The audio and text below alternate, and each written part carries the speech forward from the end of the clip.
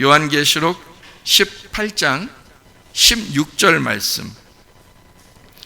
이르되 화이또다 화이또다 큰 성이여 세마포 옷과 자주 옷과 붉은 옷을 입고 금과 보석과 진주로 꾸민 것인데 23절이요 등불빛이 결코 다시 네 안에서 비치지 아니하고 신랑과 신부의 음성이 결코 다시 네 안에서 들리지 아니하리로다.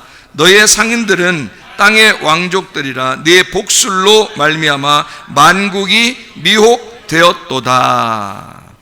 여기 요한계시록 18장 16절 23절의 말씀에 여기에 나와 있는 이 이야기는 바벨론 음녀에 대한 이야기입니다. 바벨론 음녀. 근데 이 바벨론 음녀가 특징을 가지고 있는데 옷이 색깔 있는 옷을 입었다 그렇게 돼 있고요. 그렇죠? 옷이 색깔 있는 옷 입었다 그랬고, 그리고 사람들을 미혹했다 그랬어요. 모든 사람들을 미혹했다 이런 이야기를 여기 나와 있는 얘기입니다. 그러면 이제 성경에서 신부는 어떤 옷을 입었을까요? 색깔을 다 뺐으니까 색깔이 있는 옷을 입은 건 음녀고 색깔을 다 뺐으니까 요한계시록 19장 14절의 말씀에 있는데요, 하늘에 있는 군대들이 희고 깨끗한 세마포 옷을 입고 백마를 타고 그를 따르더라. 옷도 하얀색이고 말도 흰 색깔이에요. 그렇게 하얀 색깔을 입었어요. 다 색깔을 뺐기 때문에 그런 겁니다. 그러니까 색깔이 완전히 다르죠, 그죠? 그래서 이쪽 음녀는 그리고 이제 화려한 색깔을 입었으면서 막 미혹해요. 미혹한다고. 꼬시고 미혹하고 유혹한다 이 말이죠. 그럼 신부는 어때요? 신부는 미혹하는 게 아니고 반대니까, 미혹하는 게 어떤 거 보면 거짓말이나 마찬가지예요.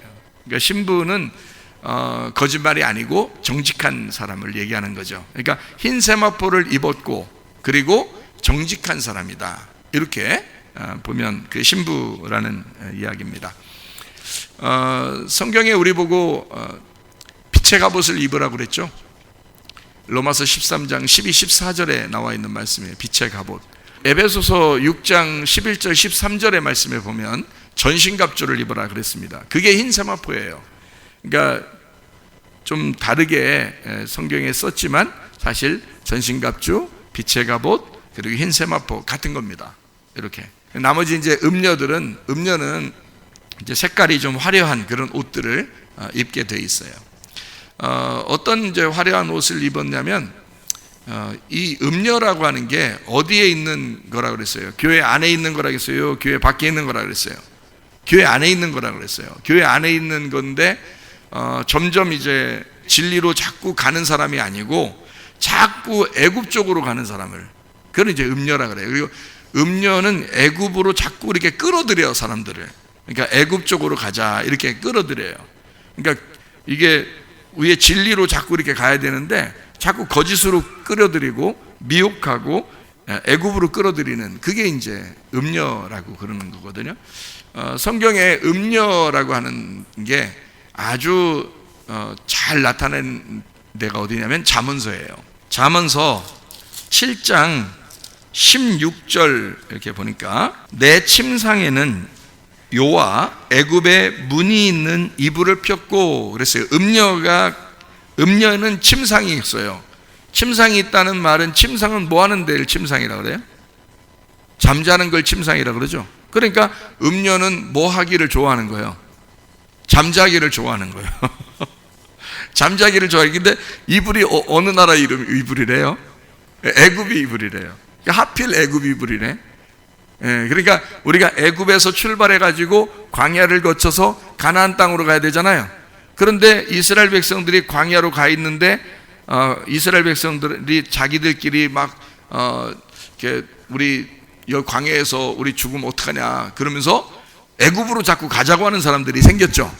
그럴 때 그거 멸망시켰잖아, 하나님이. 그렇죠? 애굽에 자꾸 가자고 하는, 그게 이제 애굽에 있는, 그러니까 애굽으로 내려가자, 이게 이제 점점 위로 올라가서 깨야 되는데 점점 자는 거죠. 점점 자는 거예요. 그러니까 음녀는 그렇게 하는 거예요. 그래서 우리 보고 깨워서 기도해야 되는데 자꾸 우리의 영적 눈을 가리워서 자꾸 잠을 자게 만들고, 그리고 애굽으로 내려가자는 거예요. 애굽은 세상을 의미하거든요. 그러니까 자꾸 세상에 있는 지식을 구하자 그러고, 자꾸 그 교리를 따자 그러고, 자꾸 그 종교적인 색채를 가지고 우리가 한번 해보자 이렇게 하고, 율법적인 그런 생활을 한번 해보자, 세상 지식 가지고 한번 살아보자, 이런 이야기를 하는 게 음녀예요. 그렇게 하는 그런 이야기를 하는 자가 음녀라고요. 그게 잠언서 7장 18절의 말씀에 보니까, 오라 우리가 아침까지 흡족하게 서로 사랑하며 사랑함으로 희락하자 그랬어요. 이게 언제까지, 언제 사랑하자는 거예요? 그러니까 밤새도록 사랑하자는 거예요. 그죠? 네, 밤새도록 사랑하자는 거예요. 그러면 빛 가운데 사랑하자는 거예요? 어둠 가운데 사랑하자는 거예요? 어둠 가운데 사랑하자는 거야. 그러니까 이렇게 음녀는 어디를 좋아해? 빛을 좋아해? 음침한 걸 좋아해? 음침한 걸 좋아해. 그러니까 음녀는 음침한 걸 좋아하는 거야.